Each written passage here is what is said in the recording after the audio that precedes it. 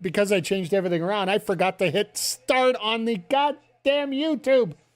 YouTube, thank you for being here. Sorry I'm late. It's all hitting a button that doesn't. I forgot to hit a button on it. Damn it.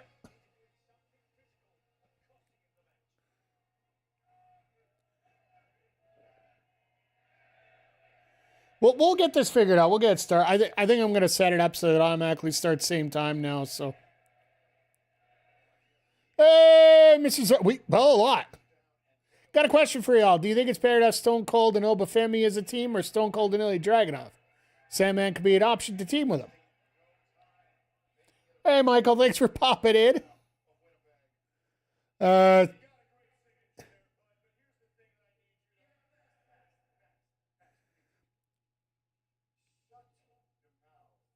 for 2K. From what I heard, the build, praise balls, by the way. Yes, we got to make sure to praise balls. In terms of 2K25, 2K26, Dragunov would be your better pick because I've heard Obafemi gets reversed a lot on the show. On the game, sorry. So,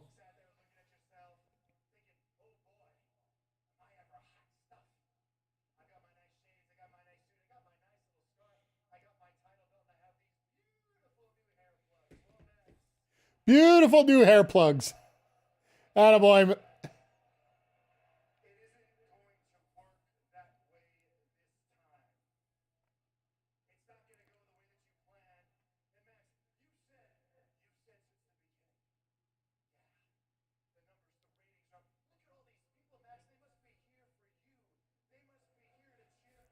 And obviously getting booed out of the building at this point. But yeah, if you're talking about 2K23 McKerndy, I would definitely go with Dragunov. If you have to like do anything with it, because Femi is old Femi, not call-up Femi. And apparently his reversals or his moves get reversed a lot in the game. Unless they fix things up on it.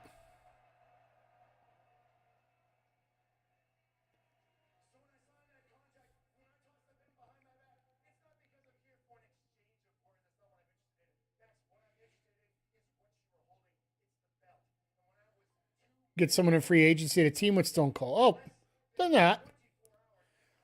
I don't have it set up yet, my friend. We're getting it together. I'm trying to get it done as quickly as I can. I hope to have it done by WrestleMania week. If we don't get it done by, I'd like to have some sort of announcement available at Dynasty for you guys as to when we're going to be firing up BPW Evolution and BPW Madness Season 2. But with WWE 2K doing a complete backup for what they did in allowing the first 20 tiers to be free and all DLC will be a part of Series 1 is going to be such a big help because there's so many characters that are available now. Now I can start building a roster together, which more than likely will be the objective I'll be doing tomorrow afternoon and on Friday. Hopefully I'll have a little bit of an update for you next week here. And then Dynasty, we should have an announcement about when we're starting up Season 2.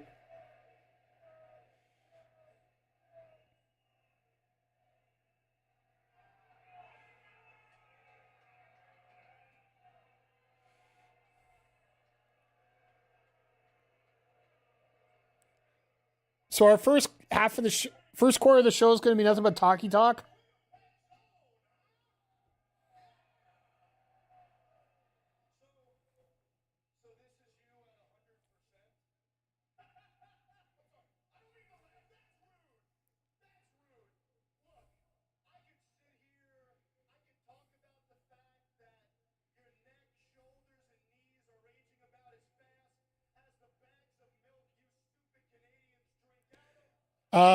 There was actually a message saying that the bags of milk are actually being phased out in Canada. Thank you.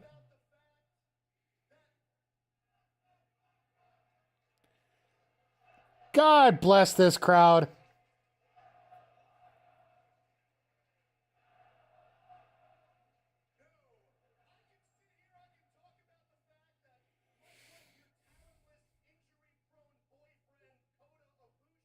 Oh.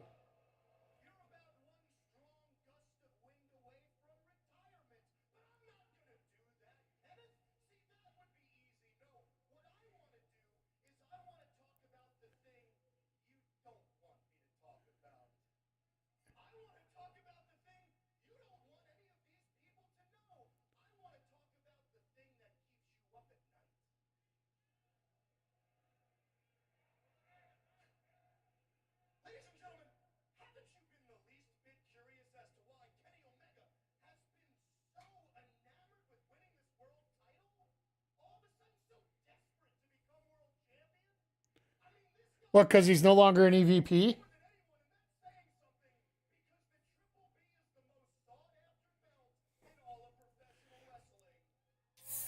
All right. What's the story coming up?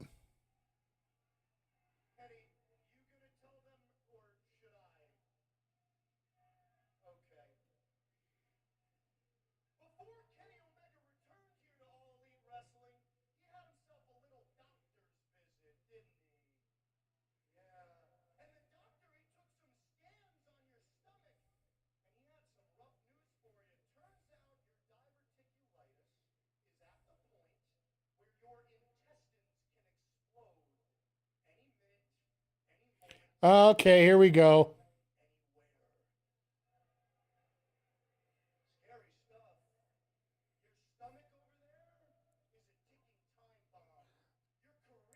It's something we sort of knew already, so.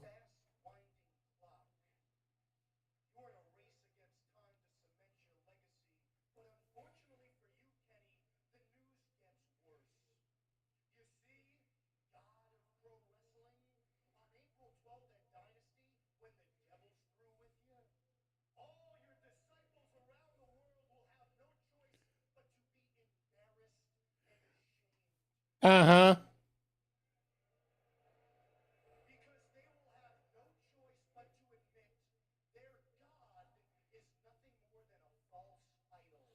All right, here we go.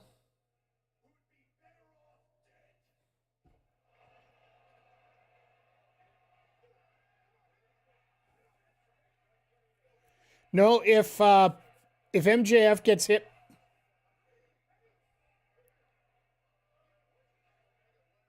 So the rule is that Kenny's not allowed to hit MJF.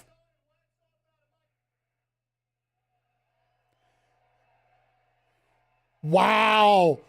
Bailey getting a step up here. I love this.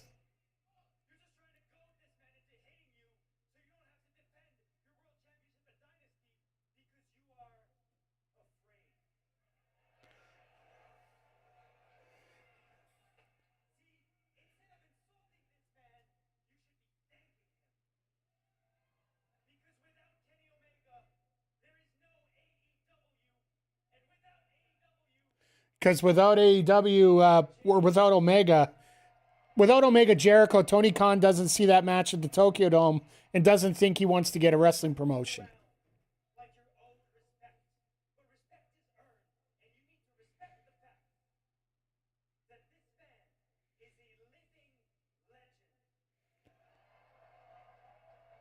Even Omega's like, I don't want to go that far, but sure.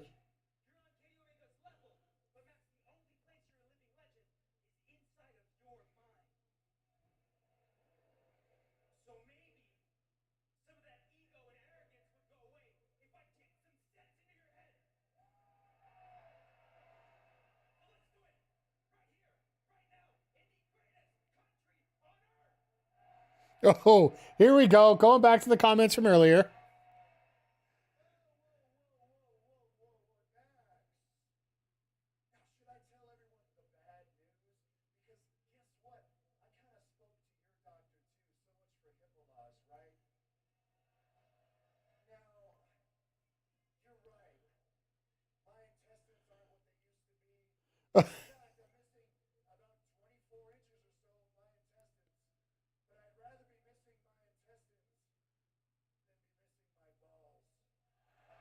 Wow.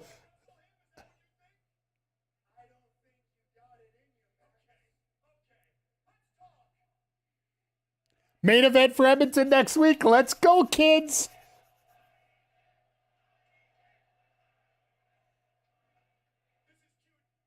Whiny bitch.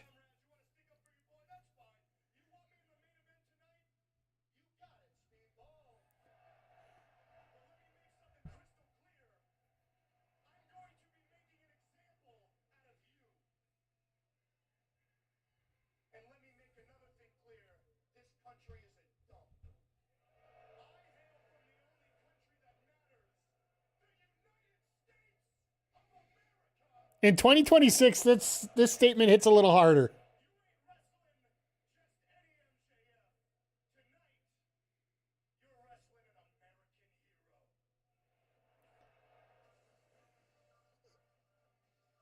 This is how MJF gets completely throttled by the end of this. If he wants to play this storyline, it is not going to go over well in Vancouver whatsoever.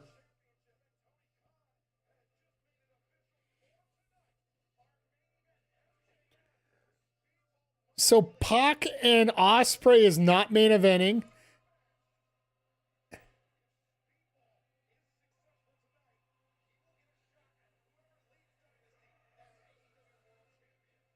Oh, it's the Demand. That's who it is.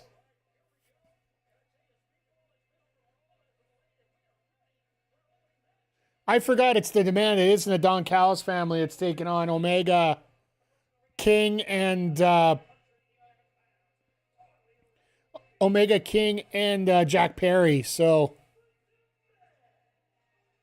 that's why Omega was still in gear. So McGee, we were all on the same page about that earlier. Does Kenny know that the match is later? Well, the match, they moved it to now because, well, let's put it this way. It is 6:20 and there's not been any wrestling yet.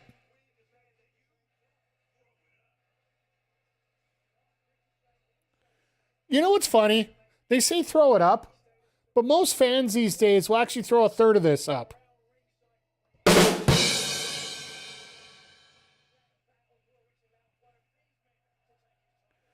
If Brody just looks like he wants to wreck someone.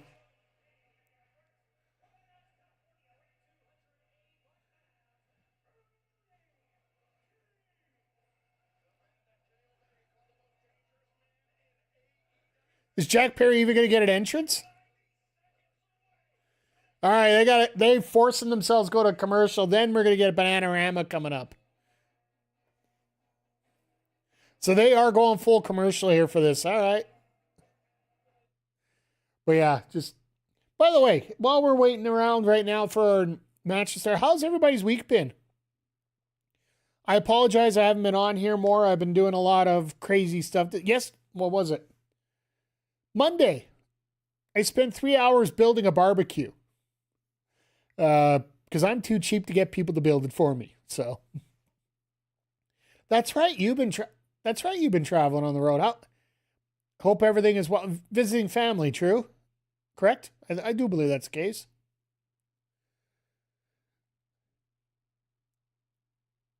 I think the biggest news that we've had this, like myself personally, biggest thing I did this week, downloaded a whole bunch of characters on WWE 2K26. If you guys didn't hear the big announcement, they rolled back their DLC.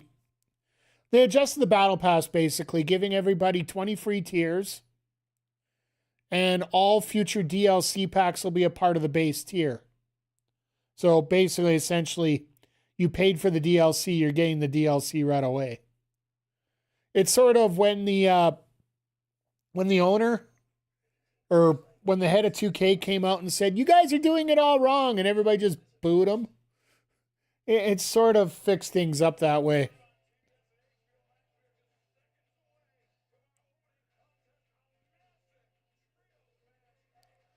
Of course, they got to get this song in here on TV, right?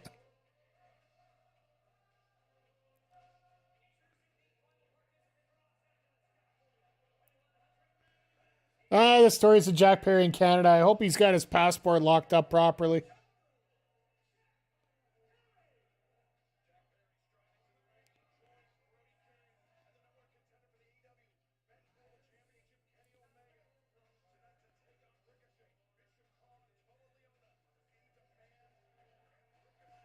Big shiny Ricochet.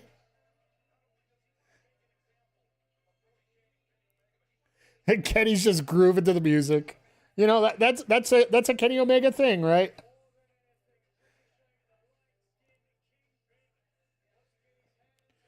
Now, other than that, you know, it's been up here. It's it looks like we're finally getting spring.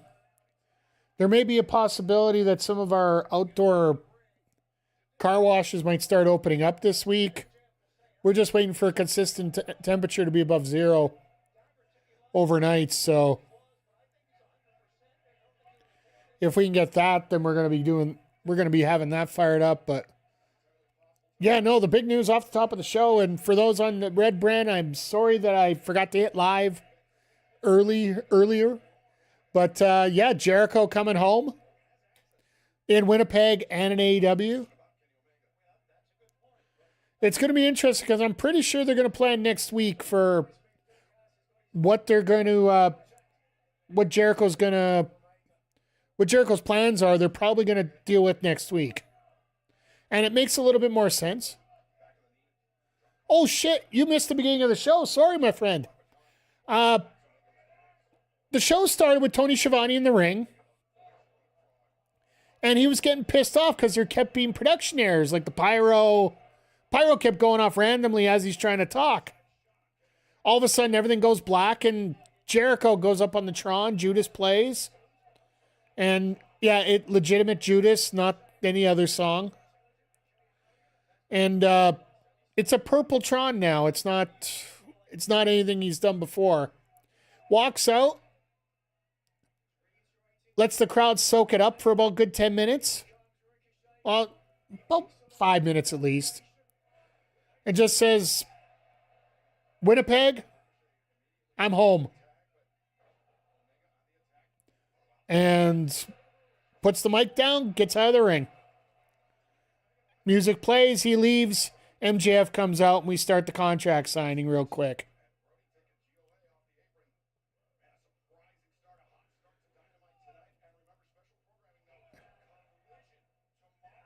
So yeah, that's how we started off the show, and then we had the contract signed between Omega and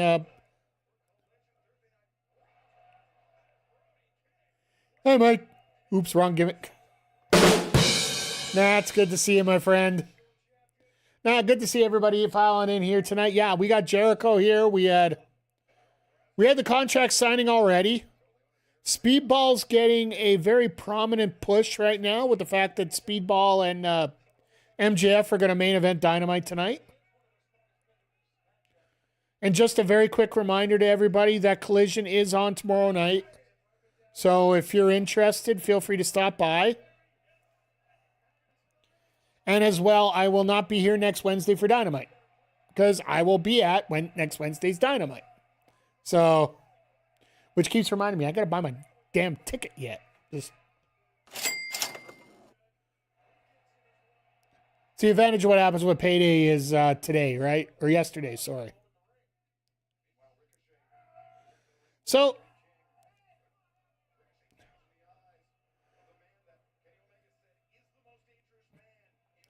this has to be Ricochet's first match since he got in that little bit of trouble, right? So.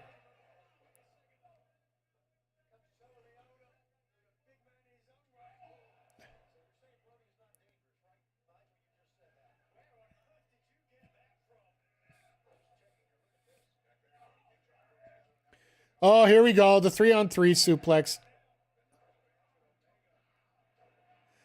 No man can just bang, bang, bang.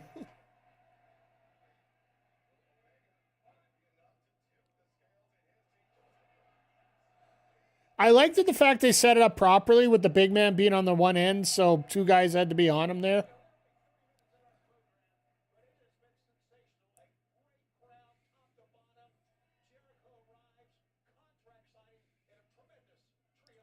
Yeah, this has been a very Raw-esque opening, and I'm not saying that in a good way. Promo for the first quarter of the show, that's never a good thing, honestly, but it's made news, right? That's one of the biggest things. It's made the news. And the biggest news coming out of tonight is the fact that Jericho's here. So far.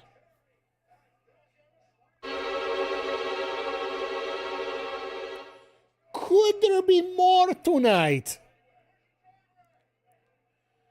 Because let's think about this here. They're throwing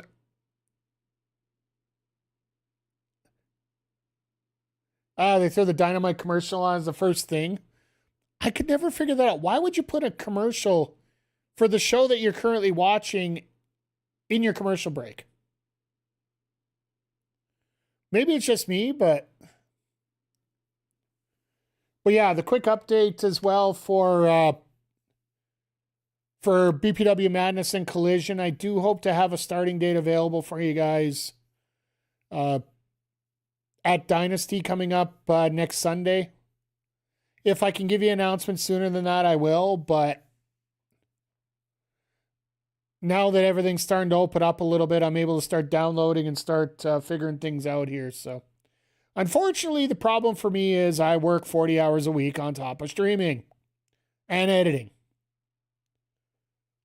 which editing's been a bit of a pain in my ass lately, but here nor there.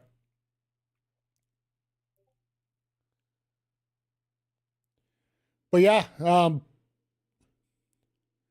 it'll be interesting if they're going to try and do the rematch between Perry and Ricochet at the pay-per-view.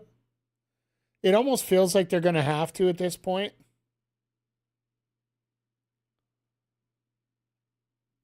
And it wouldn't be the worst thing in the world to do that, right? Like realistically, if you're going to do something to make something go crazy, that yes, you do want the hometown guy to win the match, and Kenny winning in Winnipeg would be great. But if you can get Ricochet to get a sneaky pin on Perry, that would be enough of a reason to book that match for Dynasty, right?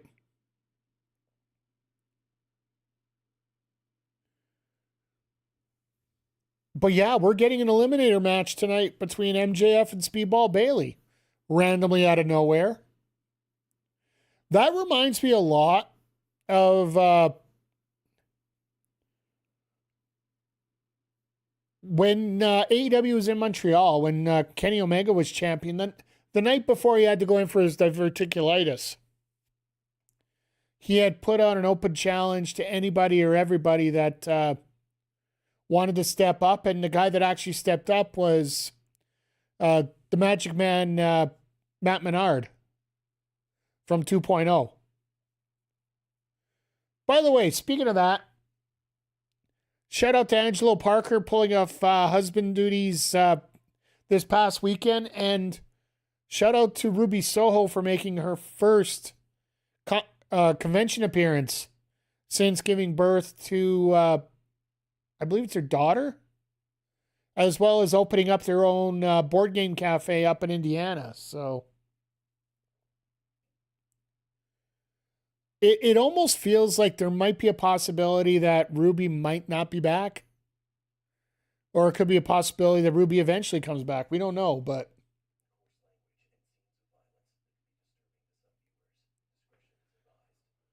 either way, as far as I'm concerned, like, it's one of the advantages that AEW has. The fact that they have the roster the size that they do. That they can fool around with, letting somebody else have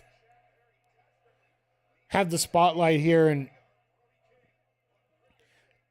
if you're a little thinner on top, but you got a big mid-card, that just means that's an opportunity for some of these mid-card guys to finally step up. As long as it's not Double or Nothing 2023, where it's the 4 pillars.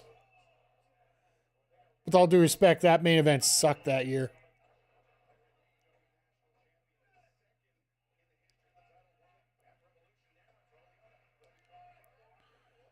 Perry Spain, the entire match getting beaten up.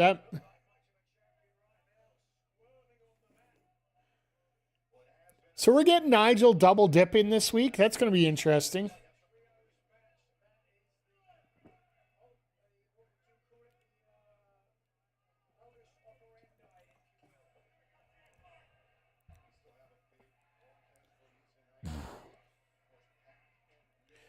I'm assuming PAC and Ospreay will probably go.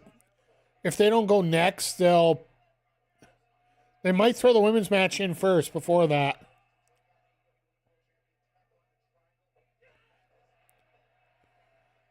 I still got a weird hunch that we're going to see Mercedes either tonight or tomorrow. Because if we see Mercedes lost her, by the way, for the record, she's down to 2. Mercedes is officially down to 2 belts now, as she lost to Jody Threat last night for the WPW Women's Championship. So, it's been such a great way to, help out so many people with this gimmick, and just watching the complete downfall of Mercedes here. It's funny because so many people are bitching about, and we'll probably talk about it when we actually see Mercedes, but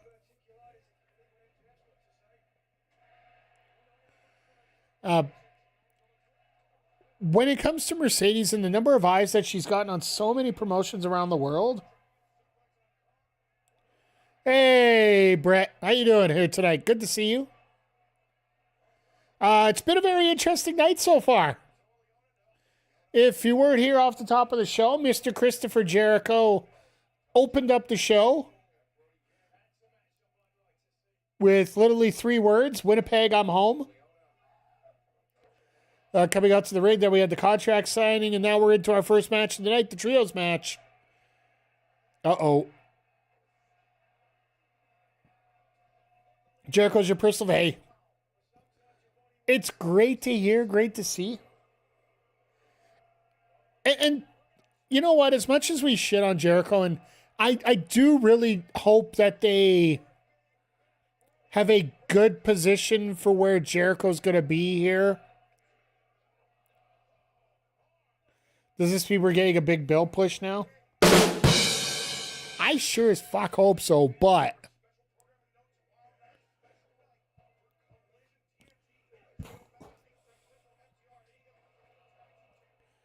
But I really do hope that Juice and Tommaso, let's go. Divine Dominion and... Oh, that means Divine Dominion might be in... Moxley and Bowens?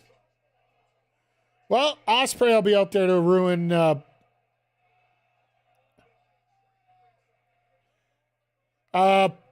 With all due respect, Jericho... Well, let's put it this way. Everybody deserves to be in a good position. The problem is Jericho right now has... he'll pull out a good match every once in a while. But he needs... If he's going to be in the ring, he needs to be in trios. He needs to be in...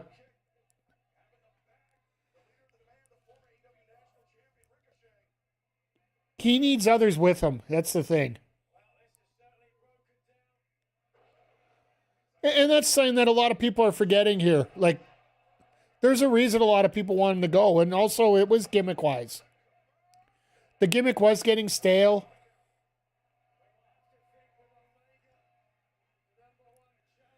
It just past his prime kind of thing, right? It's not... Nobody's going to shit on Jericho for the legacy that he's had. Yeah, Ric Flair at the end of his career. Right now, frankly, Jericho's in better shape than Ric Flair was. But if you want to correlate it to Flair, which... Right now, Jericho is right around the area where he was in Evolution. Oh, God. So is this the fuck off to Peter Rosenberg? Sorry, my French here. Sorry. All these dives right now through the ropes, there's how many there? 4? Rosenberg gets on his X account today, which is always a great thing. And I'll get back to the Flair thing in a moment here, sorry.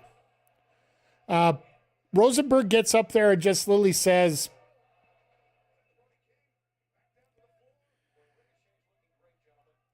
Nobody should be doing that dive anymore because Io Sky ended up Sasha Banksing herself on that kind of dive last week. So, V-Trigger! Yeah, I'll go with you on that, Brett, as well. But that's the story. Like, Rosenberg gets on a soapbox and says that nobody should be doing any of those dives anymore. Brody King's the first one to respond and say, "Don't tell me what to do, asshole." So, such an and just doing 4 of those in a row like that, it almost seems like it's a big FU there.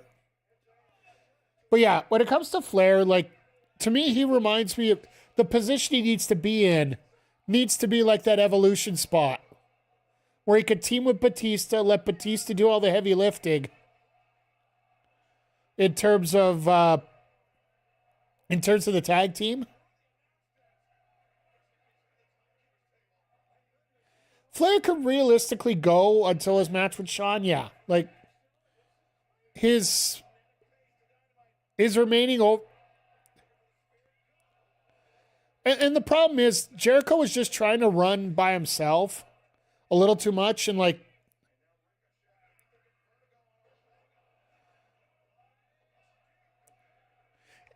A lot of people considered the reason that a lot of Jericho's matches were good at the end was because of the opponent he was with. Like, Jericho's match with Bandito, where Bandito finally won the title, you ended up getting Jericho.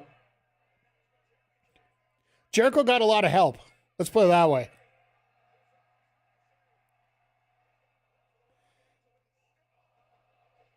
Knows how to work a ring too. That's fair.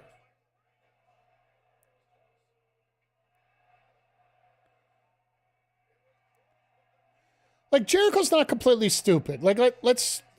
And Flair just didn't know when to give up, ever.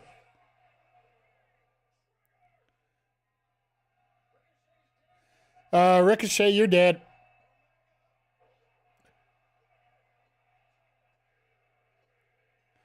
You notice they are literally not saying a word. By the way, they're not saying a word about Alex when it comes to Kenny Omega right now.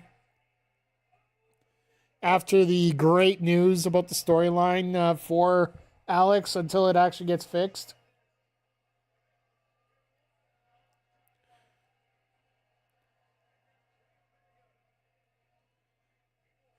For those that aren't familiar, Capcom inadvertently added a incest storyline to Alex's story.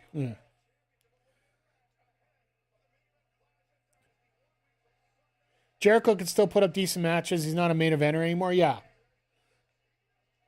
Like, if they used Cornerstone as his gimmick right now, that's very true.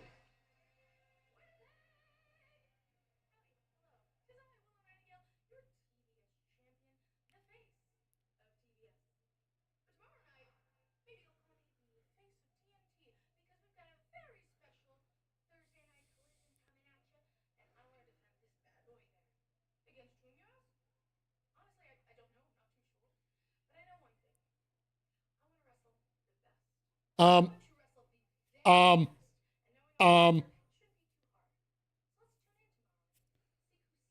um. Can I just throw that there? Can I just throw that one more time? Willow Nightingale Open Challenge TBS title. She wants to wrestle the best.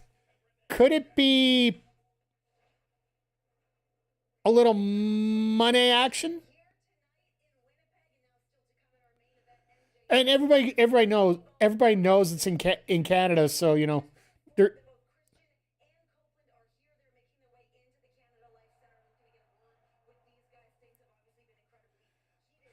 I don't think she wins. That's the thing. And I think Monet comes in absolutely rattled with the fact she only has 2 belts left.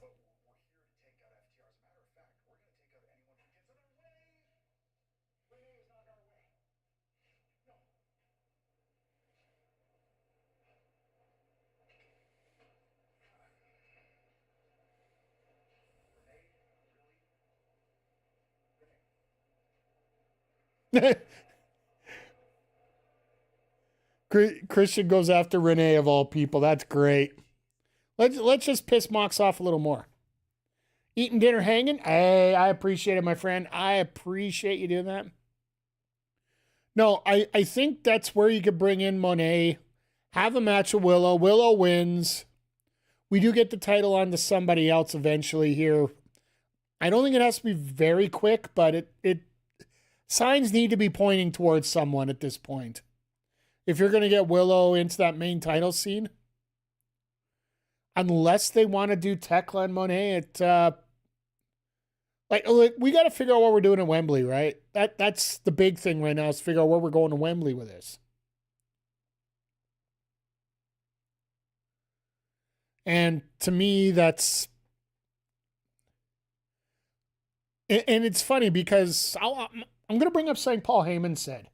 And this is when he was discussing how interesting the heads up to anybody. I do know that I have some streamers in here. There's a DM going out right now from it's called Wrestling Playlists, asking for us to click on a link because they're trying to get into a show on Google or Apple. Do not.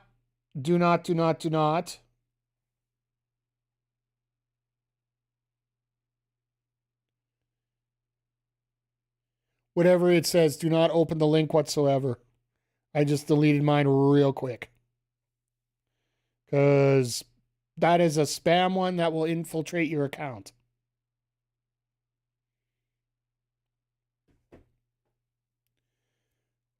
Sorry, I just literally saw coming across my phone and I'm like, no, this needs to be dealt with immediately. Because I don't want anybody hacking into my phone. Well, I had a stolen phone. I don't even hacked one too, but no. Going back to the Paul Heyman thing I was talking about here, he was talking. I think it was on first. It was on one of those commentary shows on ESPN. He was talking about how booking this year's WrestleMania would be a lot easier when you figure out what you're going to do next WrestleMania. Because while you do have some major matches, here, you have to be thinking about what's going to book the next show and the next show and the next show. And I know it's on a very smaller scale and it's an E-Fed thing, but you have to think about that as well through the eyes of like a BPW, like what we're doing here. And your feedback and your comment, and I was actually talking with one of the competitors in the on the show, the IRL version.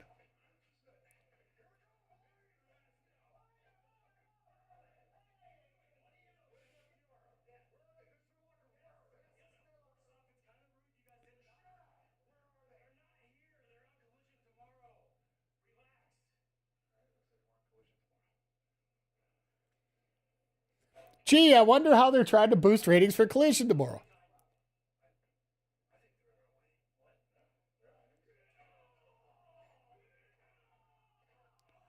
Well, it looks like Copa Christian versus Roppongi or RPG Vice, I guess.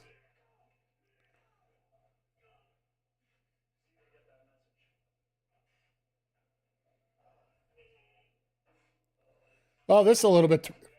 Yeah, Zodiac. We mentioned on Friday we're bringing back up special programming. You know, I've been trying to get it out as many times as I can during the show here, but Collision will be at 8 p.m. Eastern tomorrow night. There are two reasons why. The non-wrestling reason is TNT has the contract for the NCAA Final Four. So either show the show at midnight your Eastern time or move it to another day. And then the wrestling reason is NXT Stand and Deliver.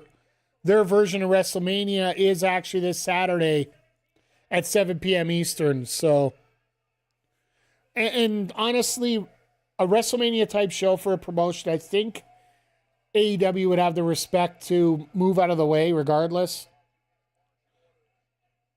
Nothing worth watching is on Fridays. I'll give you that one, so. Honestly, SmackDown is very hit or miss, and right now we're in that middle. It's got that little middle. It's that middle phase right now because WrestleMania is what? 3 weeks away? April 19th. So, yeah, just a quick heads up. This week it's going to be on Thursday. I think it's Saturday and next weekend, the Dynasty weekend. But then the week after that, it'll be on Thursday again, I'm imagining, because WrestleMania is on the Saturday. So,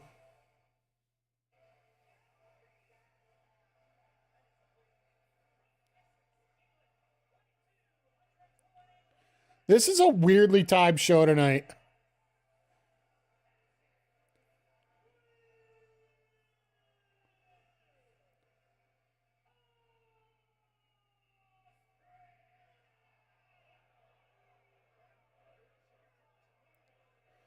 So Pac literally left the ring, spun around the outside.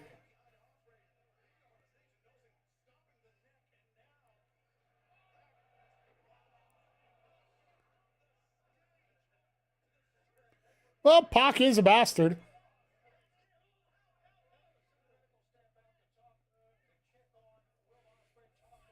Ospreay's going to be like, the hell with this. I'm getting in the ring and I'm winning this.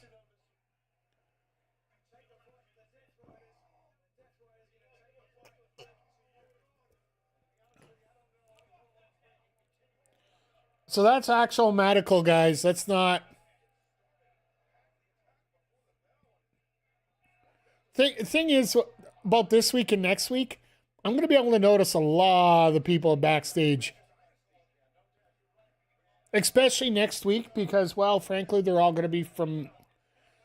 the majority of the people they bring in here are from Edmonton and Calgary. Even for Winnipeg, they do a lot of that as well, even though I'm thinking Winnipeg Pro gets a lot of the credit now.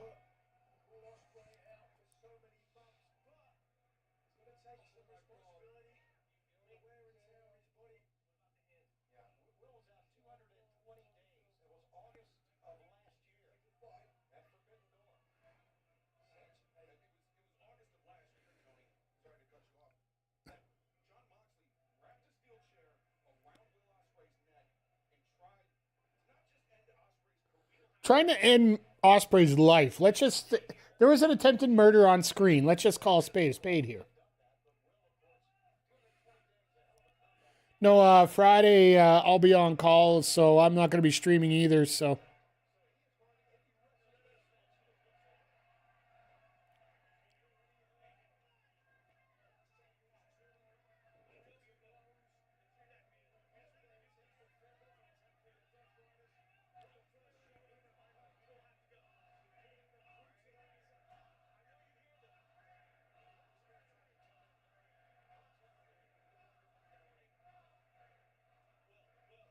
No, that's... Wait. Wait a second. I thought that was medical. That's not Samson.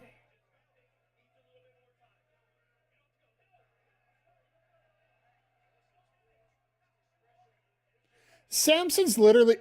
He's in the corner, too.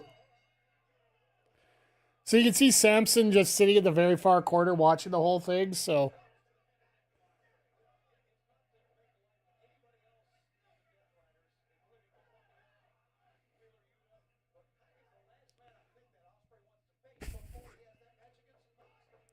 Yeah, like Pac is going to do nothing but break apart the neck of Ospreay here, without a doubt.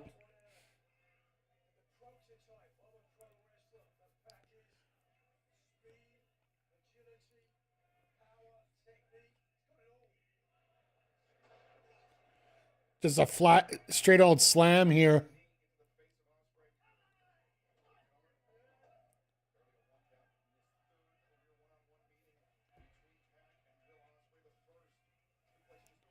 Sorry, just getting all these messages coming across here. Just this is going to be interesting to see how this works out for this injury might be the way out for Moxley to keep the title, which I do feel that Moxley's probably going to keep the title at Dynasty. It's going to be a hell of a match, and Ospreay's going to go over like crazy, but I think the next title that Ospreay wins is the world title. I don't think there's... I think Ospreay's meaning for revenge is going to be the thing that costs him in the end for the title match. He's going to try and hit the Tiger Driver, and Moxley's going to counter into something. And that's how he's going to retain.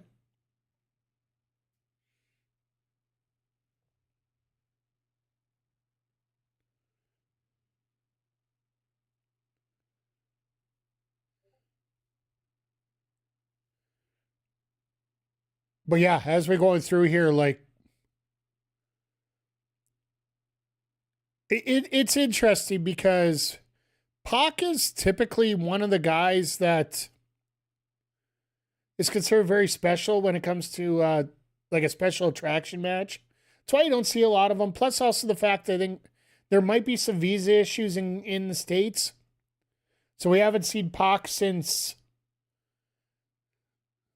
Well, hell, we haven't seen PAC for a while now, I would think. When was the last time we had PAC in a match? But now that we're in the Canadian border, while the restrictions aren't completely gone, they're a little easier to get through than they are down the States. So in terms of getting people in and whatnot, especially from England, because there's like, I think there's a push right now to actually, visa free between the two. So I know that Canada just brokered that with Australia, so that's a big bonus. But oh, you're watching Owen Hart's 24/7 live stream? Nice. I really wish Owen had, like, it's so sad. Oh. No.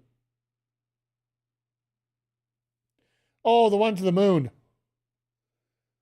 Honestly, I saw that from NASA, but I also remember what day it is today. So basically, I was not listening to anything that was released this morning.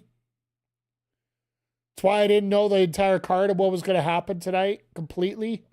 Because, well, frankly, I don't believe half the stuff that I saw online today. Like, I was a little shocked when I saw the... and I guess this has been up for a couple days. Saw it in the skate. Oh, nice. Let's go back to talking about Owen. Yeah, like, it's so shameful what happened to him. Like, he would have absolutely loved AEW if he got the chance to be around it. Like, if you want to talk about a sibling rivalry between brands, Brett would be WWF. Owen would be AEW all the way. I can tell you this right now, like, in terms of creativity and in terms of what you would see in terms of character and whatnot. Next Wednesday, Edmonton. Did he be trolling the shit out of Brett? Yeah. You left your house and walked into mine. Dodger baseball. Pulling in with a sub here, 21 months. Thank you once again. You pulled Otani and Jose and the other day. Attaboy, let's get a horn for you. Awesome to see, and thank you once again for subscribing to the channel. I really do appreciate you, Dodger. Appreciate everybody here tonight and every night. Is Dodger sub deferred? I'll get paid for the sub in 2062 or something like that. Yeah.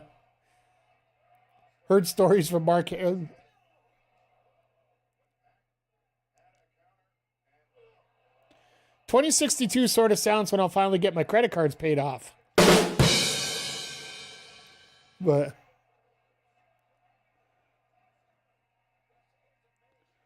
well, that's a little return to form. The brain buster. Jesus! For somebody with a bad neck hitting a 450, it's a little much.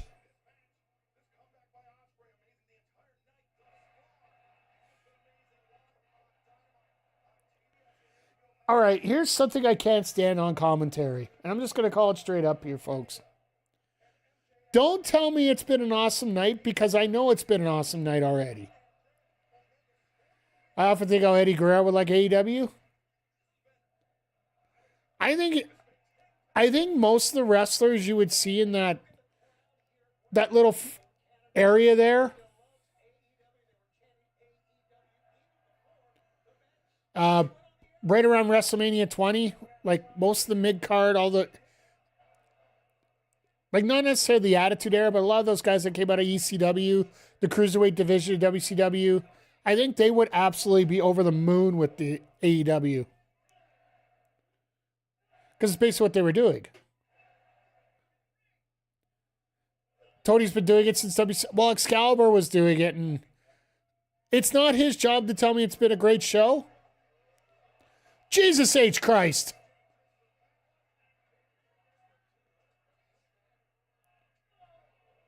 Sorry, pardon my French there, but... And PAC just whipped out a DDT out of nowhere. Let's go. But yeah, I'm not a big fan of you telling me it's been a great show. In the way they say it, it almost feels like they're telling me that was this. Benoit, Guerrero, Malenko, Mysterio, Nash, Hall, probably AEW. Yeah, I would think so. That would make a lot of sense. Yeah, I knew you were going Mysterio there.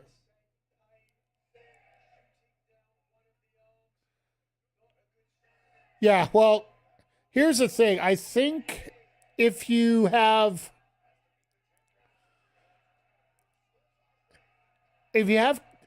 And I think there might be a way...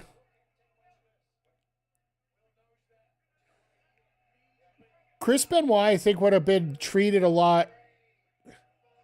And I don't mean treated as in, the character-wise and how he was booked. I think he would have got the treatment before. If there was an alternative that worried about what you were doing to your body. Like, the thing about Tony Khan, with a lot of these guys, they're giving everybody the opportunity to take care of their bodies.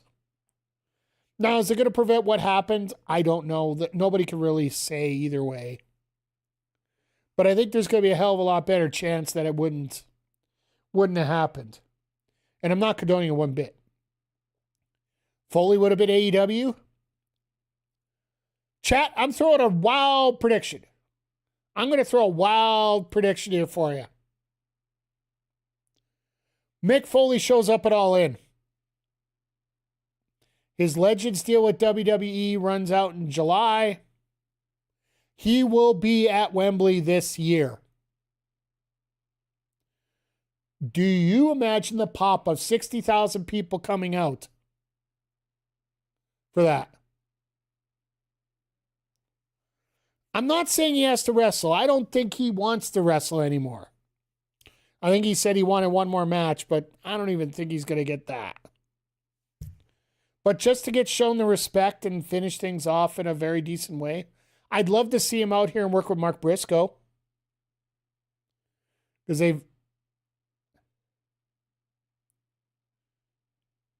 think Chris Benoit would ever got the TNA? Probably. Because they would do it. You pop bigger for Goldberg? Where is it here? Sir, no, sir! No, Please, no! And rather fitting to what we're dealing with tonight. Never! Never! Never!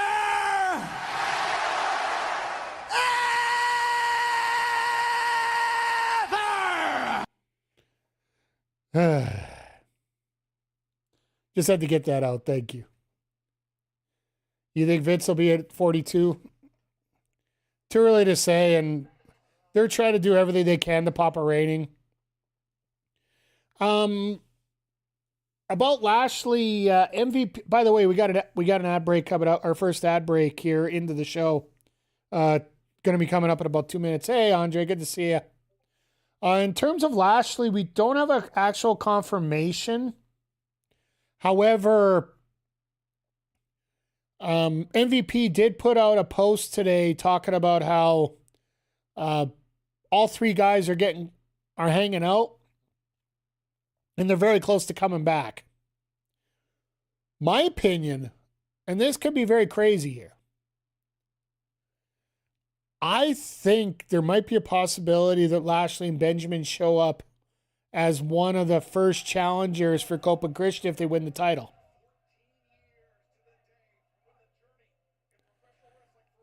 And I think that might be the only team that doesn't necessarily have to win.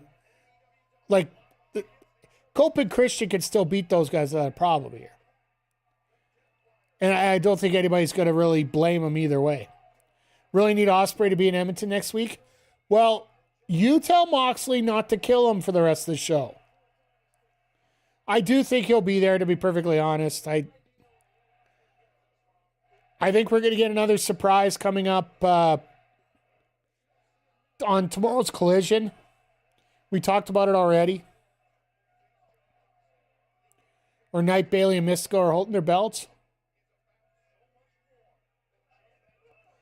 You could possibly put them in the trios, and I would love that. I know MVP is got some, but Ospreay's heading to Japan tomorrow to wrestle on Saturday. He'll be coming back. Better be coming right back to Edmonton. I assume that he would. For the go-home show, I would think they'd almost have to have all hands on deck.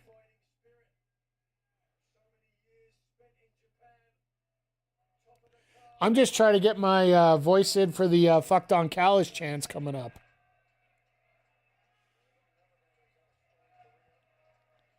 Because we know a lot of that's coming out tomorrow too, so. I'm doing okay. It's been a crazy couple days here, but. Oh, God.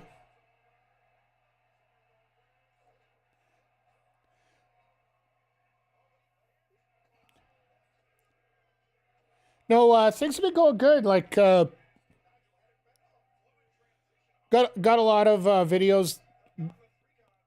I'm always got a backlog of doing them, but I got a couple separate videos that I'm working on to get out here. But trying to fit them in between editing, so it gets a little crazy here. So, the Jericho merch is already out with very bad font that you can't read the Jericho name on. God damn it, guys! How do I put this? There we go. What the hell is that? That Jericho merch on TV looks horrible.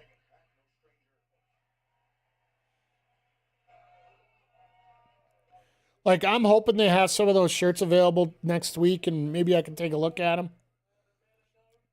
I don't know if I pick one up.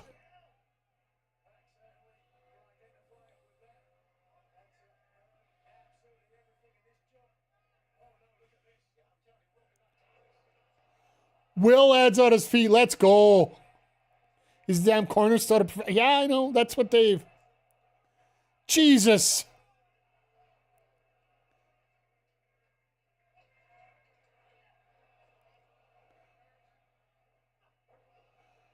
Reverse Destroyer. Flapjack. Pac on his clothesline.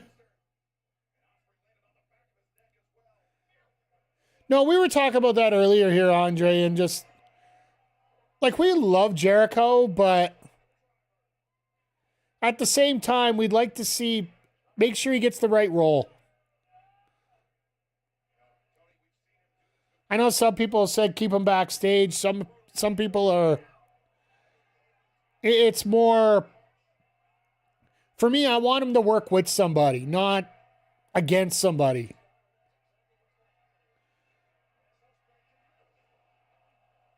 Oh my God, the Black Arrow into the Brutalizer.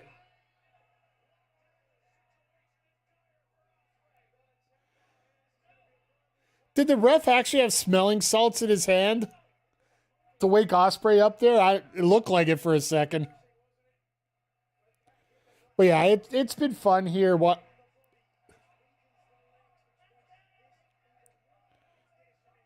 I will give AEW credit for the Continental title. Both competitors are working their asses off going into the show.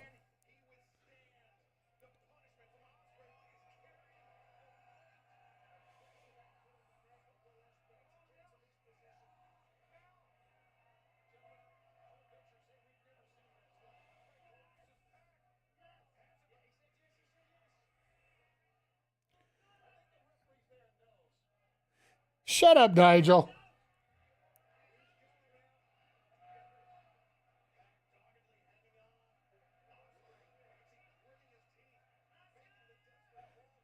Ask him!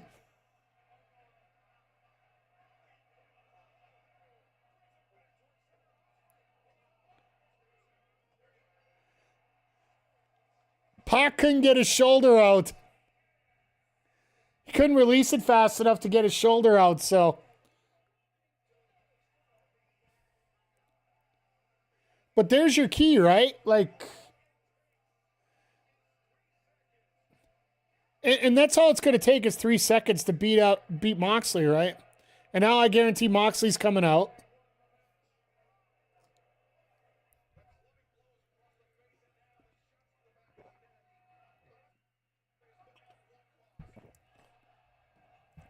And the hidden blade comes out of nowhere and knocks PAC out. Is that like the most dangerous move in wrestling? Where's Claudio? I wanted to give Claudio some heavy-duty props. Oh, there he is. I'll get to Claudio's props in a second here because we actually found out he did something that's really affected another couple main eventers this week. So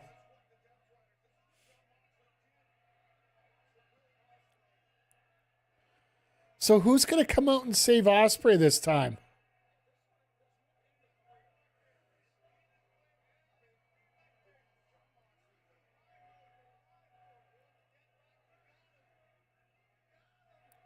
So all this goodwill that Moxley's built up as being a face, it's just literally being good, flush.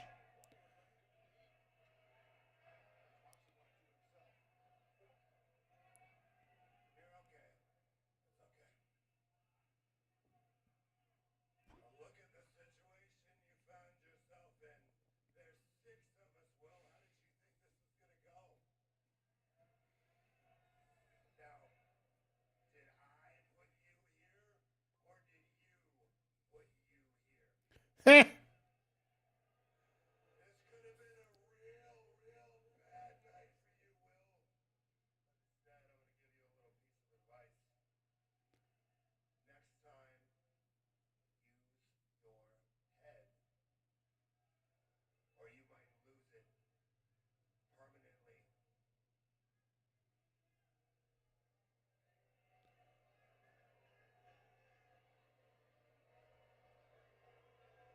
This crowd's just not feeding it.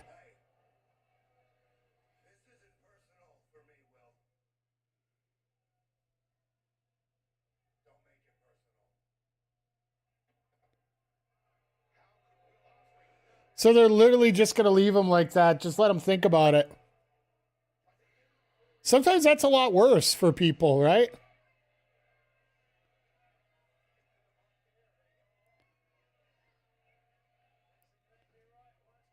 No, this is a fun segment. I know Andre's just loving it, but it's going to be interesting to see what the response is tomorrow night, which once again is being filmed tonight. So,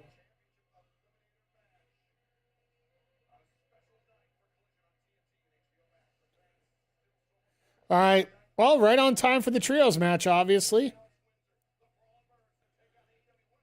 So there is a lot of talk now trying to figure out who exactly attacked Tony Storm. And now everybody's starting to pivot towards Mina being the one to attack Tony. As we go into another commercial break here. There's been a lot of full commercial breaks here compared to normal. Like normally, I would say more than 3/4 of the commercials are all picture-in-picture. This has been timed out very differently. See, and the only mistake on the promo, I wish Willow would have said she's the champion of TSN, which I could laugh at AEW for the fact that they're not on TSN tomorrow here in Canada. They're on a USA in Canada. Got to buy a different package to get this channel thing going. So, but yeah, I I wonder who the open challenge is going to be for Willow. I think they do Monet just because they want that big pop on the show. Yes, I know it's a tape show and everybody's going to get the spoilers early. I'm going to avoid them because, well, frankly, I'll be streaming a lot, but if you have Crave in Canada, they show, oh, that's very good to know, Andre. I might ditch the channel and add Crave, if that makes sense. Because that actually makes a lot more sense going in that way, because it's the USA Canada. Oh, fair enough. So in other words, you still get the regular commercials through the whole thing, but no, if I got a chance to be a part of media for Dynasty, which that would be somewhat of a dream come true kind of thing for me, which I'm in no position to be there yet, you know. Hopefully if this was 5 years ago, maybe, but not now. And you never know. Future could be all crazy, but with that being said, the one thing I would ask Tony Khan is, would he work on working with his Canadian partners to get Collision on a better channel that is more widely used across Canada compared to what they have for Dynamite? That would be the question I have. Have Boris look at the media for Dynasty, but all what, and that's all it usually is. It's a free ticket, and then from A plus, yeah. No, but that's usually what it is. You get the free ticket, and then you get to work the media conference after. But makes you wonder if they, you know, for me that'd be plenty. Because there really isn't anything extra when you get media credentials for the most part. And the fact that they're using such a big arena, right? Andre, you said Dynasty, not Dynamite, so that's why I got confused there. Sorry about that, sir.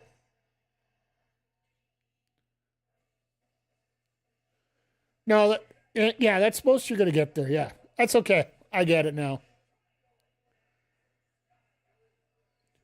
No, if you look around hard enough, you'll be able to get yourself a ticket based on who you're working with, but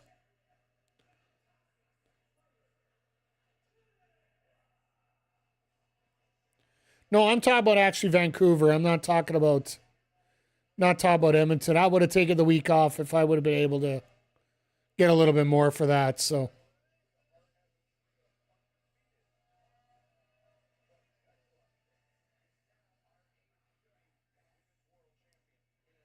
But it's weird right now, the fact that we literally do not have a women's championship match, and we are a week and a half away from the pay-per-view.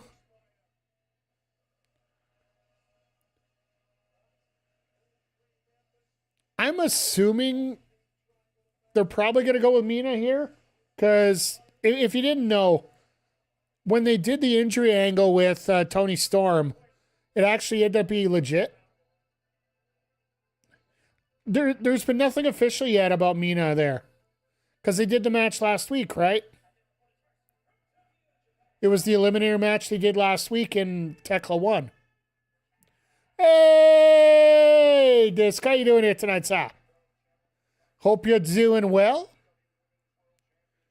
Great to see you pop in here tonight. I hope everything's treating you well as it is with everybody here. No, Andre, as we were getting going here when it comes to Tekla and Mina, we thought they were going to hold that out for the pay-per-view, but they randomly threw it up in Minnesota last week. And Tekla, because that was the match that we all thought was going to be the main event, and many of us here thought it should have been the main event, when it ended up being Roosh versus Darby in a very flat match.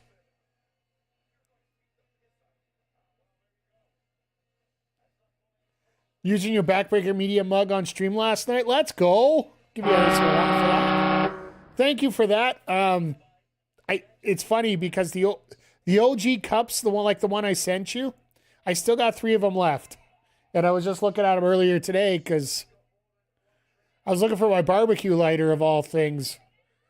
I keep it in my bookshelf because I got candles for it. That's the only thing I used to use it for. But today my barbecue wouldn't light up, so I was trying to look for my starter.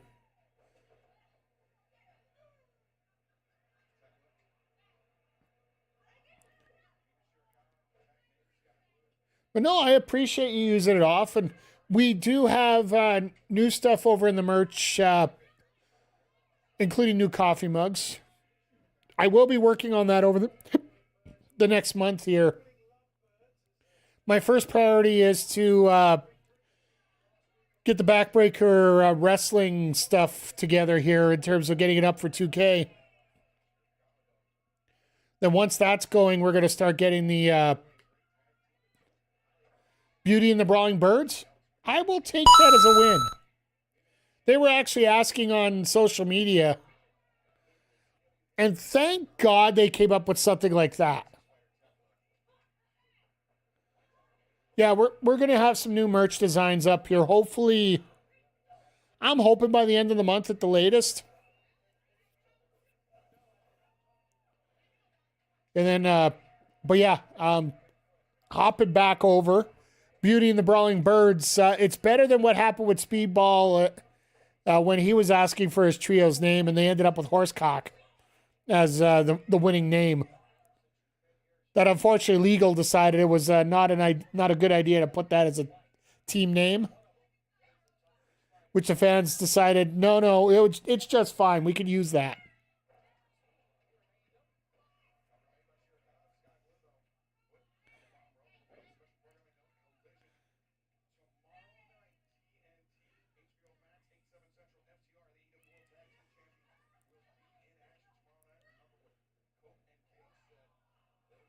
Surprised wrestling influencers don't have the branded folding chairs.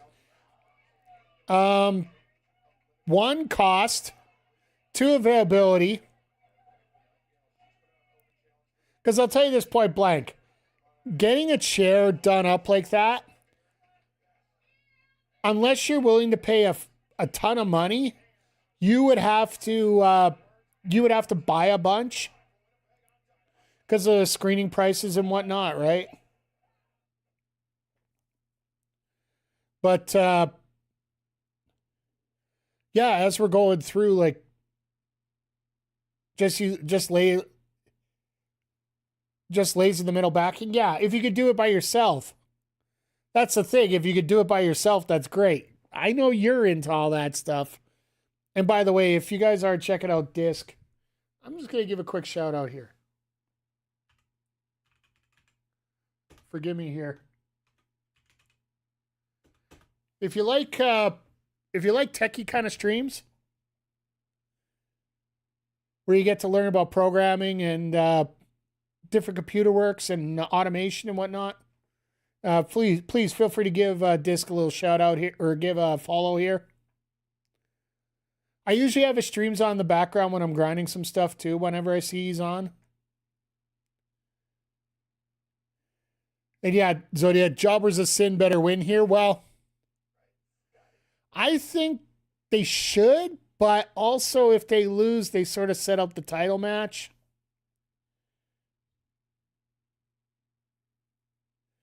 The safety phrase is more Linux. I will give you that.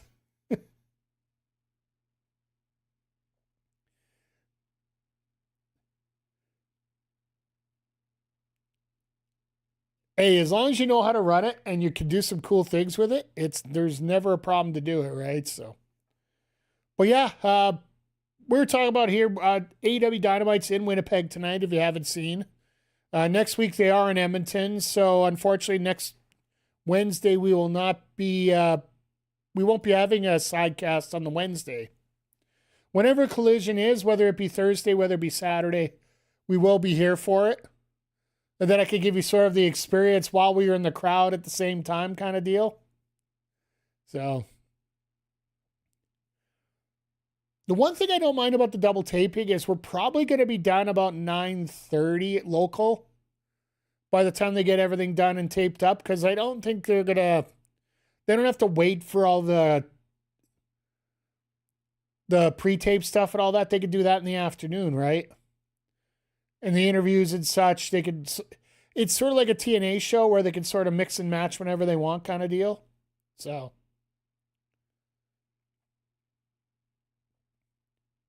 by the way, for those that are baseball fans and Simpsons fans, do yourself a favor and check out MLB Shop. There is actually a collaboration with the Simpsons right now.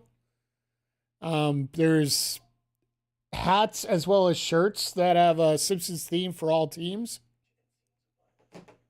I was just seeing it earlier this afternoon, so I was looking at it this afternoon because one of the bigger baseball streamers, Mills, has his Baltimore Orioles Simpsons hat. Unfortunately, the Jays one sold out, so there is a Jays Simpsons t-shirt, though. If you're looking for Homer at the bat, it is available in Blue Jays,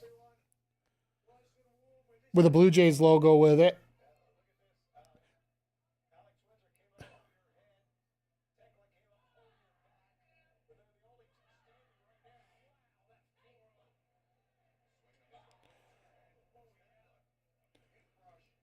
So yeah, if people aren't familiar, Alex Windsor is the New Japan Pro Wrestling Strong Champion in the women's division. She ended up winning that title at the Eve Pro Wrestling show on March 8th. Which, if you haven't seen it yet, the match between Chris Statlander and Charlie, formerly known as Dakota Kai, is available on their YouTube page. So I would highly recommend checking that out.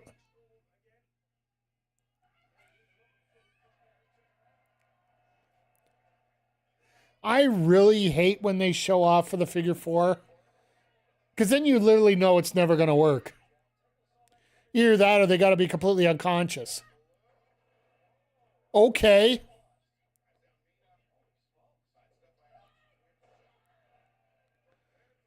Think that was supposed to be a higher double eat defeat. Okay. Irish curse.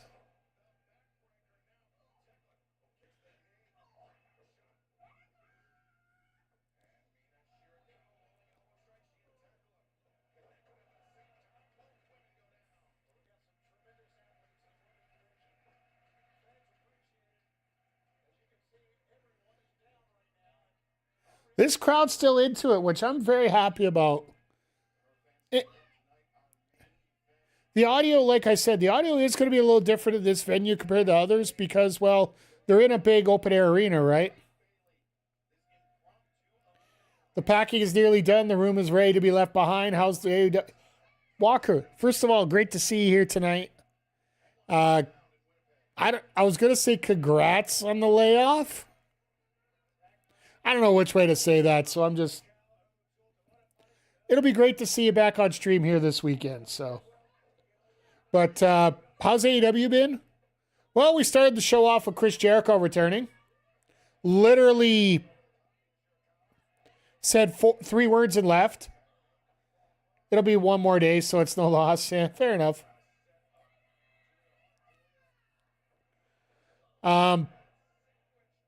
Yeah, Julia. Oh, wait. That girl. Wait for the interception.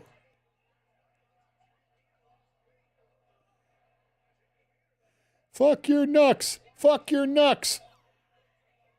We had all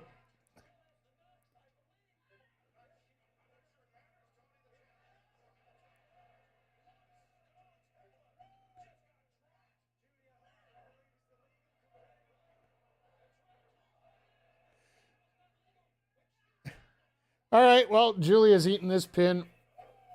Damn. Maybe Jamie gets a shot. Kenny Omega, Jack Perry, Ricochet ended up Jack Perry and Brody King ended up beating the Demand. They had the contract signing already. The Jericho thing, Jericho walked in, said, Winnipeg, I'm home, put the mic down and walked out. So we didn't get shit from that. We found out we're going to get FTR showing up tomorrow Willow's got an open challenge tomorrow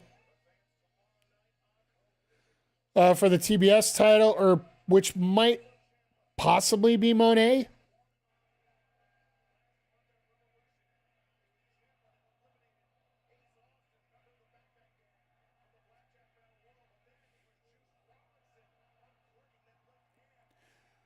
Now they're showing the highlights of Ciampa and Austin, and we're going to get Ciampa and Juice next week, so that's going to be fun. I think it's that girl who got fired from TNA, Danny Luna? The king of the queen of the dog collar match? Maybe. Wouldn't hurt my feelings. Apparently, she just didn't like how TNA was booking her, so she said, yeah, I don't want to work here no more. And they're like, all right, fine.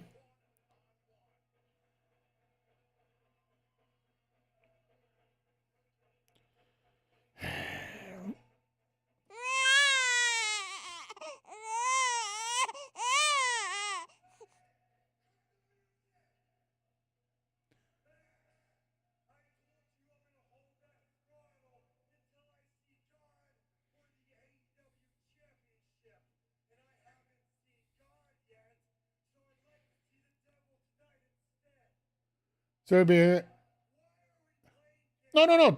Don't apologize. You didn't know the name. I knew the name, so we got it out there real quick.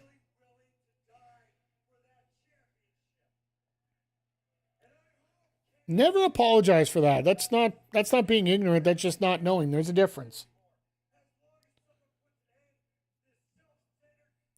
If it ends up being Danny Luna, I'll take that as a win. If it ends up being Jody Thread, who defeated Mercedes last night, I'll take that as a win.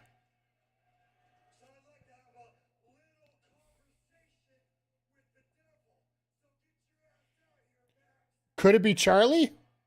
Fuck, would you do that on a tape show? I'd do Monet on a tape show because everybody's sort of expecting it.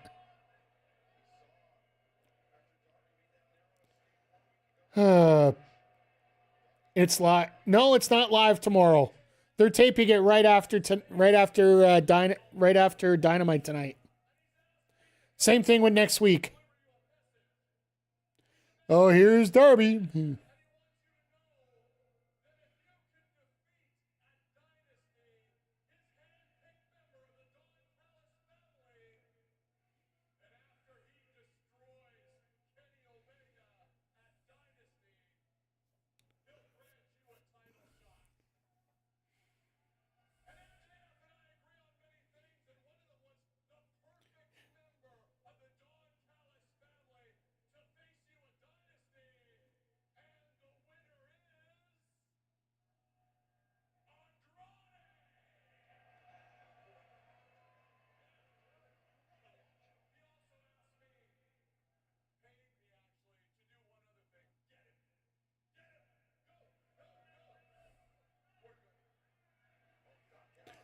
Andrade doesn't want anything to do with this.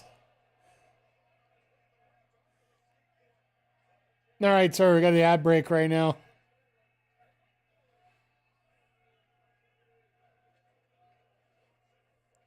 Well, it looks like Darby's got friends.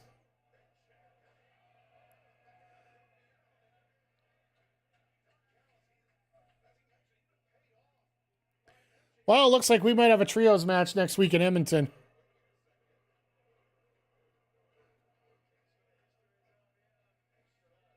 He's got a history of both these guys.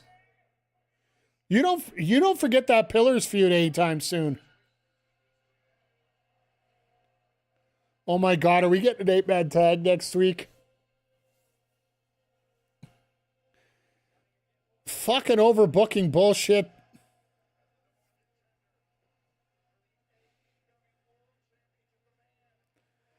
Oh my.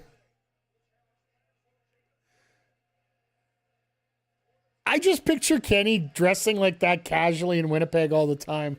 Because that actually looks like a suit to a Winnipegger, doesn't it?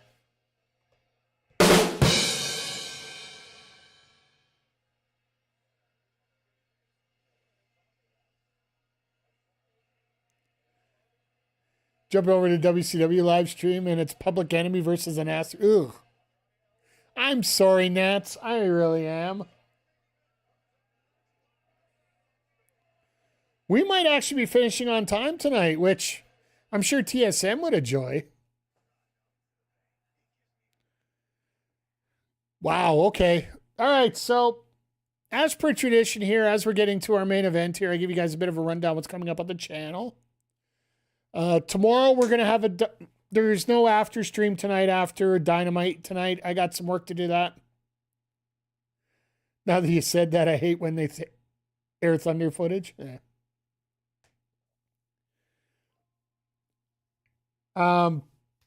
There's no after stream tonight. I'm working on Backbreaker Pro. I should have an announcement by Dynasty as to when we're going to be starting up season 2 of Backbreaker Pro Wrestling. It will be 2 nights a week. So, but tomorrow we're going to be on twice. Tomorrow morning we're going to be here with MLB The Show and Michelle Taref, continuing on her AA expertise in the closer.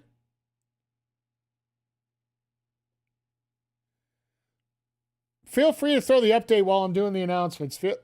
Anyway, tomorrow night we will be here with AEW Collision, both on YouTube and on Dynamite, and I will try to start the stream on YouTube on time. And then no stream Friday. Saturday we'll probably pop in here. I'm thinking probably just a Fortnite stream or something. You told me that last week, Nat, so I appreciate that. So that's why I was like, what's the announcement? Yeah, I know. You told me Seth was there last week, so we'll get him loaded up.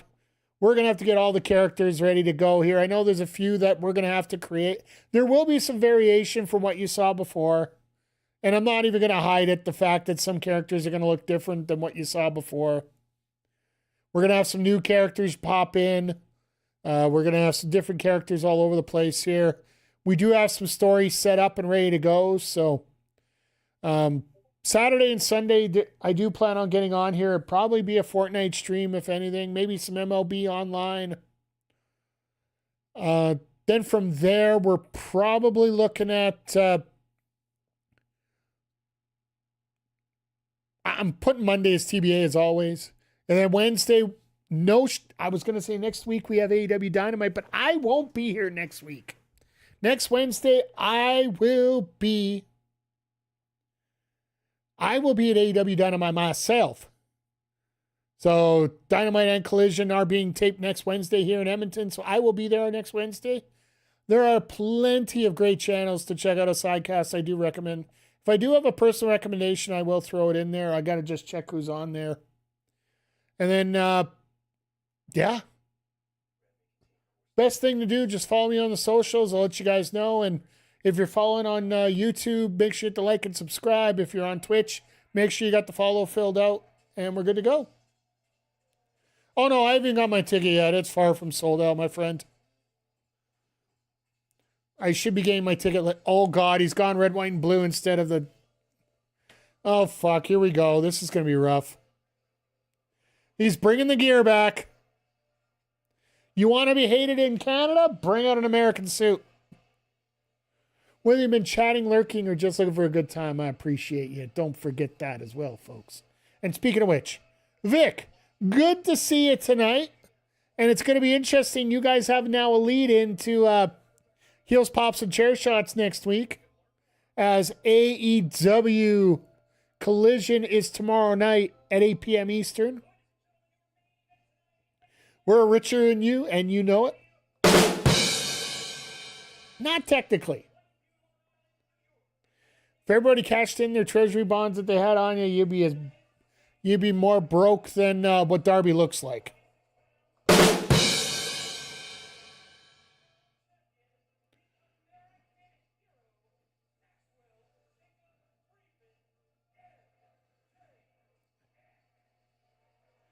Oh, God, he brought the flag out, too.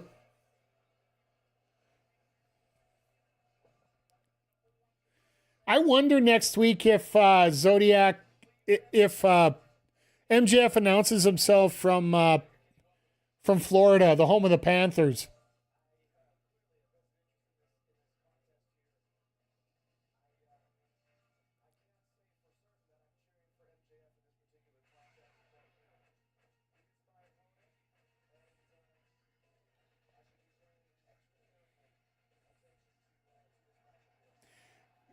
Florida's the home of hockey. Bruh.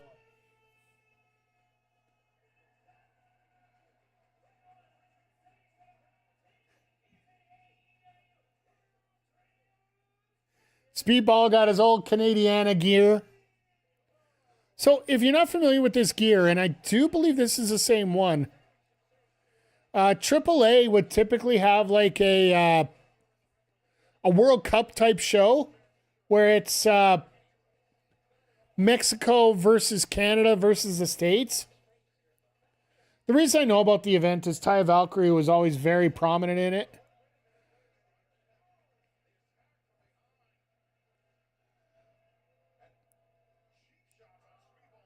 And this would be the gear that he would use for that event kind of thing. So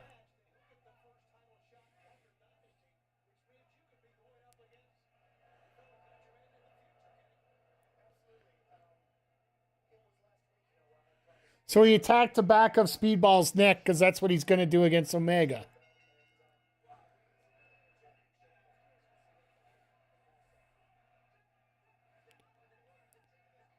He's not Canadian. He's from Quebec. Wow. Oh, here comes the ref. Ref spot.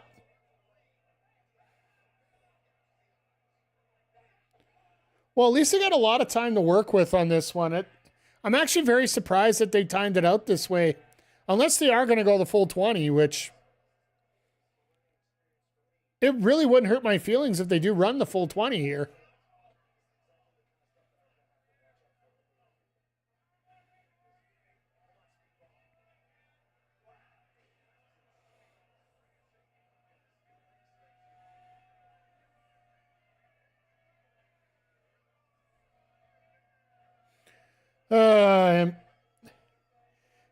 The one advantage of having MJF with this much time left is he really does excel in this kind of match where it is a little bit of a slower pace, a drawn out pace. Like, it's not to the point when Moxley was champion, that how slow that one was.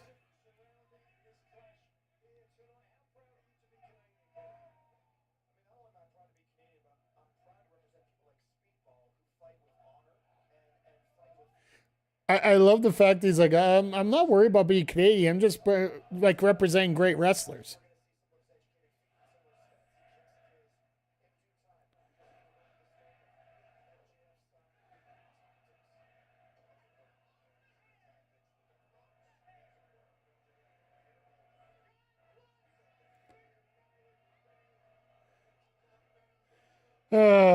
See, Winnipeg, in many ways, is the one province that probably is the least affected by with everything going on right now.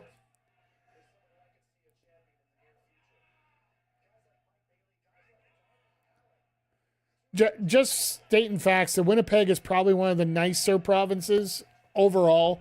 A lot of lakes, a lot of natives. It's the home of the Canada Tax Revenue Service. They don't have an airport. It's one of the running jokes that we have that Winnipeg is the one city in the NHL that doesn't have an airport. Then everybody reminds us that Edmonton's is located outside of city limits as well.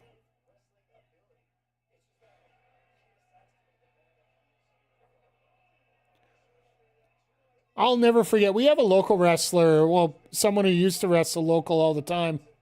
Michael Allen Richard Clark. He's got the longest name in professional wrestling. Works quite often in Maple Leaf Pro right now. His finisher is actually the backbreaker on knee. And I remember there's a video on the channel, Clandestine Society 1. He's in there in one of the feature matchups. And I went up to him and asked him, do you have a name for the finisher? Do you want to call it anything? He's like, yeah, backbreaker on knee. It's all right. So I've always wondered what you would actually call that kind of move right there, but it makes perfect sense.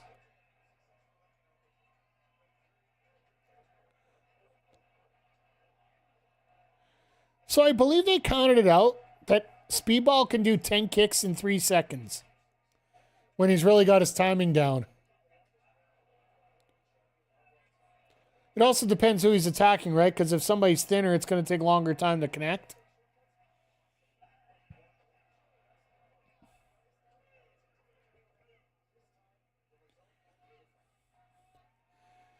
But it's interesting, the fact that ever since Speedball actually has come into AEW, there's been this bit of an organic push for him.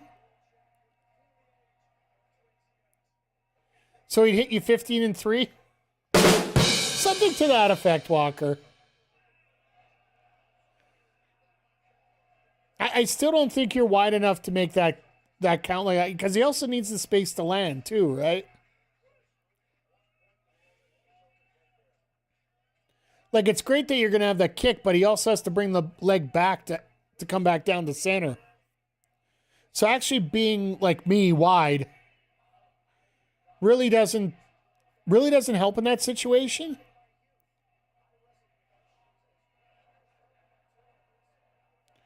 I think it'd be somebody that would almost be somebody is the exact same width as he is. That way when he hits, his foot can pretty much go straight down at that point. Because you're almost looking at going in circles. Little circles with each leg. Like, sort of like when you're doing the breaststroke when you're swimming. Yes, I know I've cut the camera off, so I can't do it that well. But you can sort of get the gist of what I'm talking about here as we go here. Oh, look out, backslide. The one thing about Speedball, and that I've talked about this on the channel before. The ability for Speedball to tell an amazing story, and so many different types of stories, it really is undersold. And I think that's why everybody loves when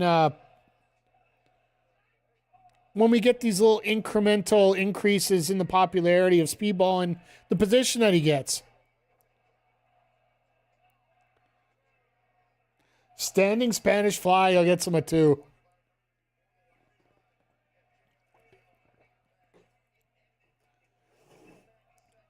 You know what would be really cool? And I'd love this opportunity. Just I'm going to throw this out here in chat. Feel free. Throw your opinion out on this one too. What if Bayley wins this one? It could be due to Omega's interference or whatever. But what if they change it to a triple threat at the pay-per-view? That way neither Omega nor MJF have to get pinned to change the title. Or to finish the result. Oh, God. MJF literally just booted Speedball right in the face when he went to hook that leg.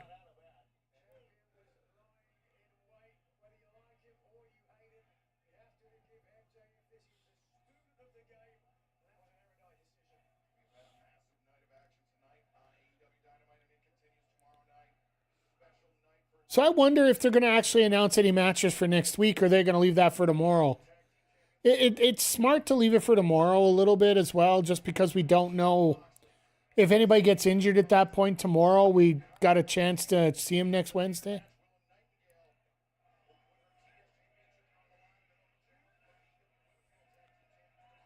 The only thing, and I want to pop back to something Nats mentioned earlier here about the Danny Luna situation there.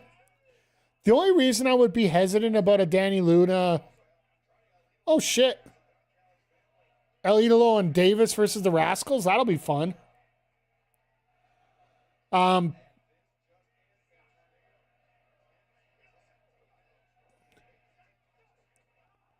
Two Death Riders, a Disco Inferno.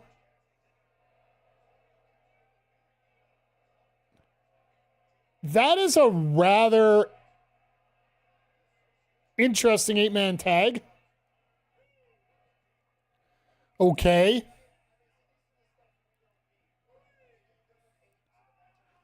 But no, I'm a little hesitant about doing a Danny Luna in Winnipeg. Same thing about Edmonton. I don't even like Edmonton's the same boat, and I'm not trying to call Winnipeg less than Edmonton or vice versa here. But one of the things I'm worried about here, Winnipeg crowds, just like Edmonton crowds, they're not the same amount of crazy. The level of craziness in terms of the fans isn't as high as you would see in some of the U.S. centers, merely because of the amount of wrestling that is available around here. Hell, like I just mentioned, we have to go through 16 steps of hell to try and find Collision every week. Like right now, we get impacts on a Sportsnet, basically Fox Sports in Canada, a tertiary channel, like a third place channel. WWE you have to get on Netflix. It's all on Netflix, which is a little bit easier for us, but at the same time, you still, the fact that you can't fast forward through it and whatnot does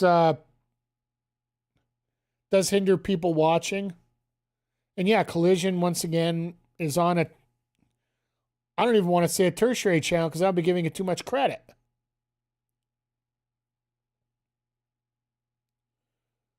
But and then in terms of our local promotions, and I will say this with all my heart and all my mind. And the best way I can explain it for you guys is if you got a chance to check out the Mystery Wrestling Show on YouTube or now on their Patreon. A lot of people did not know a lot of the wrestlers that were on that Mystery Wrestling Show who are very pronounced in here in Edmonton. Now Love Wrestling has decided to leave IWTV and go back to YouTube in an attempt to gain more online exposure. Top Talent has been working with Triller, but the last time I saw an actual show on there, who knows? I may not have been the best guy when it comes to putting out video here in Alberta in terms of timing, because, well, frankly, I'm slow as fuck sometimes. But at least I put something out there, and that's something that... I do have to give the one exception, of course, Pure Power Wrestling down in Lethbridge here. If you guys get a chance, check that out on YouTube. All homegrown stars, and they're selling out 500 a show, and then they hit the arenas for a couple shows, and they'll sell like 2,500. Which, frankly, they're probably the best promotion in the province right now, period.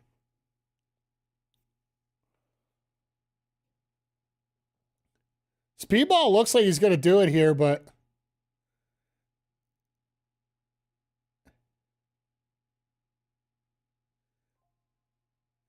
Oh my God, they actually showed a commercial here.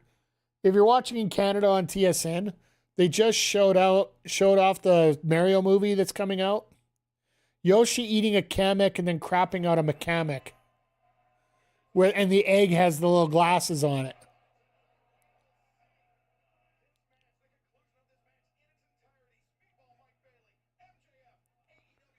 All right, we got 5 minutes left on here, so...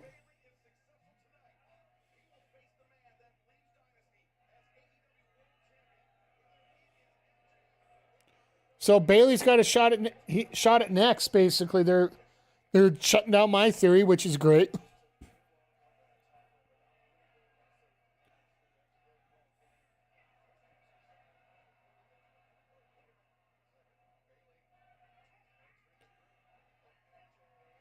Oh, that would have sucked if MJF moved. Because that's what happened last time to Bailey.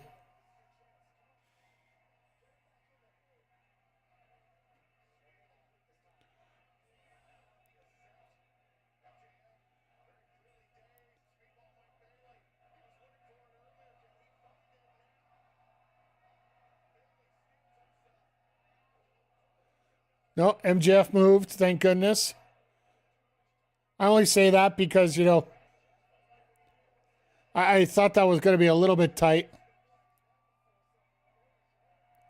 A little bit of a snapdragon there. Piece out of Omega's playbook. If the first one don't get you and the second one don't get you, the third one will get you. Now can he finally hit this?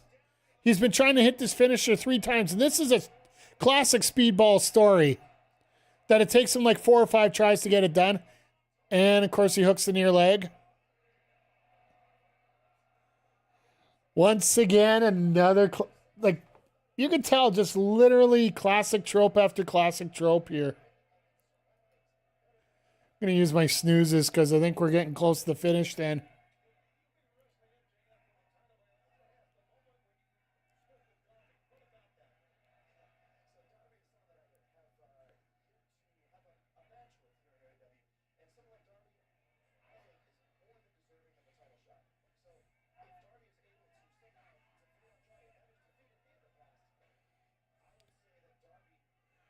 MJF literally fell off the ropes there, or is that?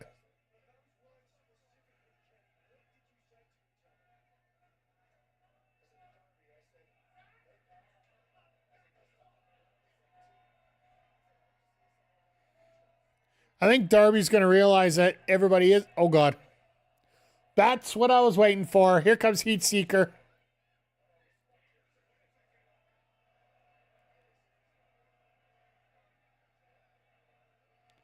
Tombstone on the apron. Let's go. Now he's dead. Yeah, this is how you end it.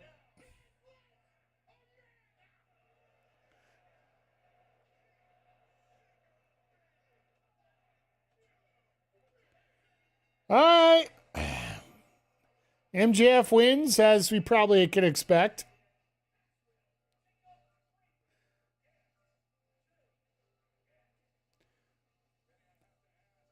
I will say it is a little interesting, the difference here where Kenny's not coming out in any of his T-shirts or coming out, hawking merch and whatnot. He's just coming out as Kenny Omega.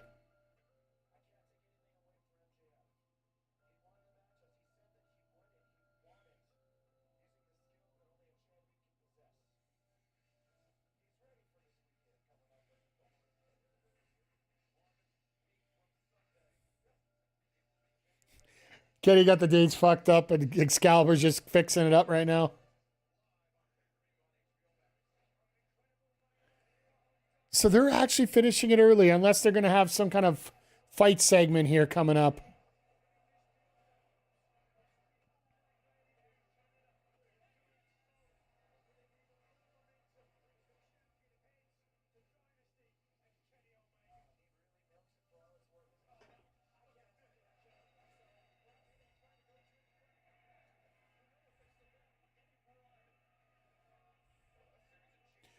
And, of course, MJF has to run like the coward that he is. Now, does Darby show up in behind him? You bum!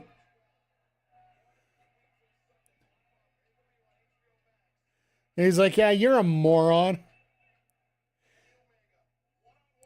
Like, Kenny is not, like, he's a great mocap guy, but in terms of acting, sometimes it feels a little dry and a little off.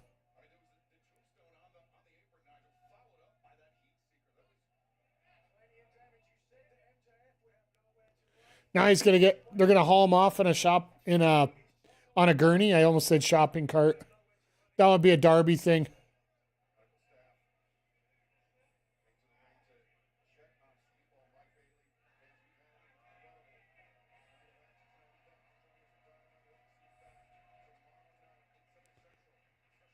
Speedball getting the full applause here, the crowd.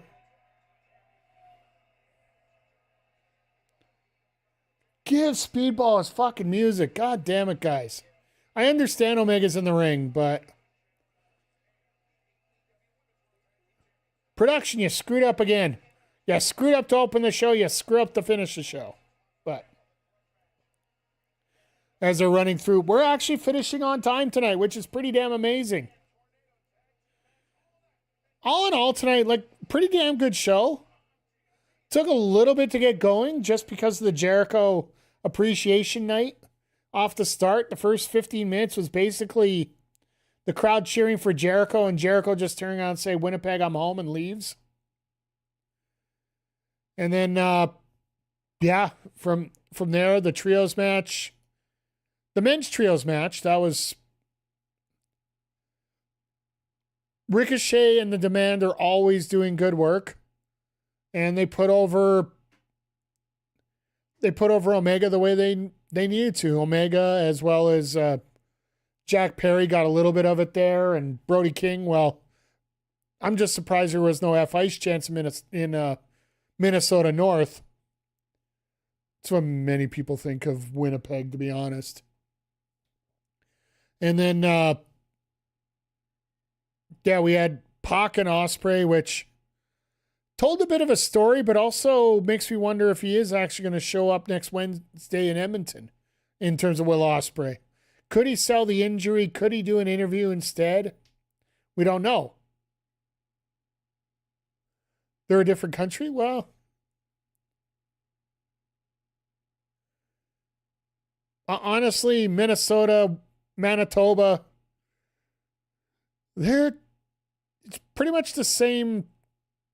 Well, it's just about as much as Quebecois from Canadian, right? So, and then, the women's match, Jamie Hayter pinning Tekla might actually set up that match for the pay-per-view. They got to do something about that. They're probably going to announce it tomorrow, but. And then, our main event here tonight. Well, we had Darby come out. Oh, God, here we go. I'm not even, we're not going there. We're just, so in the main event, Speedball getting his props and getting into a position where he really needs to be. So tomorrow we're going to get FTR. We're going to get Cope and Christian. Yeah, I know. That's why I'm just like, we're just keep moving. Before I end up going, there we go. Really a great job here tonight in Winnipeg. And it's going to be interesting to see if they do the full 2-hour lock-in here as the same way that they're doing here tonight. It'd be fun. I'll tell you this, I won't mind it being changed over real quick like that, but I'm rambling a little bit here, so you know what that means. That means we're going to wrap it up here, folks. Once again, everybody, thank you for being here. For those on YouTube, we're going to wrap you guys up first here. We will be back tomorrow night, 8 p.m. Eastern, with AEW Collision from Winnipeg. I'm not saying live because it won't be live. We will be. They won't be. If you're watching over on the YouTube, give a like, give a subscribe, tell all your friends, tell your enemies, pop in here tomorrow, come say hello. And once again, thank you for checking everything out on Backbreaker Video. Check out some of the other videos. We got a lot of great matches featuring a lot of the extras you're going to see here over the next week and a half. So, that being said, take care.